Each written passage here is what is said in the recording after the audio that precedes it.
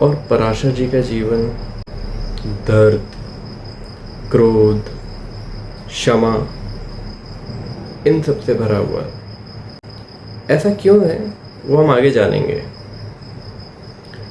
उन्होंने कहा, ज्ञान वो नहीं जो आपको किताबों में मिलता है, ज्ञान तो असल में वो है जो आपको अनुभव से मिलता है।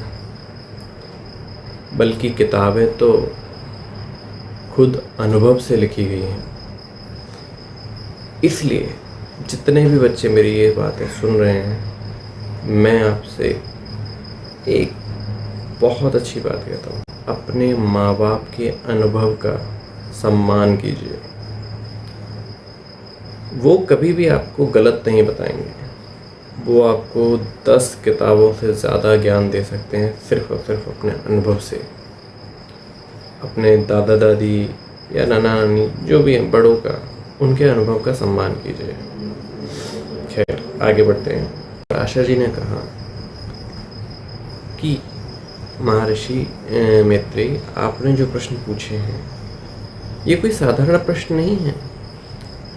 जो व्यक्ति इन प्रश्नों के उत्तर जान लेता है वो सिर्फ ब्रह्मांड को ही नहीं, वह खुद को भी जान लेता है। तो आप समझ लीजिए कितने अच्छे प्रश्न होंगे।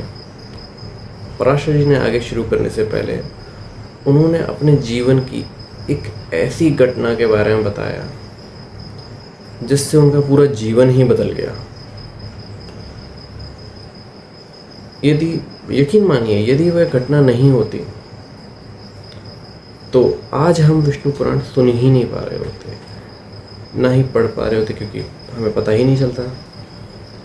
क्योंकि विष्णु पुराण एक मानिए पुराण में एक, हमारे कितने पुराण हैं? Anybody guess? जिसको भी पता है वो प्लीज़ कमेंट बॉक्स में भेजिए आंसर। हमारे उन पुराणों में से एक है विष्णु पुराण, जिसको पूरा पूरा नरेट किया है पराशर जी ने। यदि सोचिए वो इंसिडेंट नहीं हुआ होता तो वो अधिकार ही नहीं मिलता, तो हमें कैसे पता चलता।